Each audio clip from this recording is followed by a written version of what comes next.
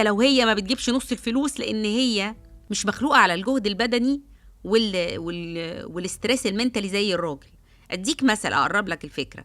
الراجل عنده في دماغه زي بوكسز كده، كل بوكس فيه حاجه، بوكس شغل، بوكس ولاد، بوكس زوجة، بوكس يهوبص فيه بقى ويبقى عنده أفكار غريبة، بوكس أفكار للمستقبل، ماشي. بوكس الكورة موجود عند 90% من الرجال، ده أكبر بوكس، ماشي.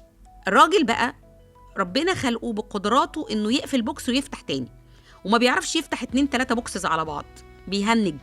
عشان كده تلاقي الراجل أحيانا قاعد متيس وحاطط دماغه في السقف وبيفكر في اللا شيء، قفل كل البوكسات وريح.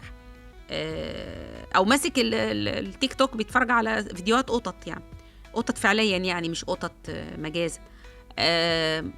عادي. الست بقى عندها موزايك، ما عندهاش البوكسز، كله داخل على بعضه، فبتيجي تجيب مشاكل الشغل حطها وشايلاها معاها وجايباها في البيت، وتتنرفز على اللي في البيت عشان الشغل. هتقولي لي والرجاله بيعمل كده؟ مش بنفس المستوى. الستات بتجيب هموم الشغل ومشاكل الشغل ومشاكل الناس اللي معاها في الشغل والناس اللي بتخرب عليها في الشغل، وتيجي تحكيها للراجل وعايزاه يهتم.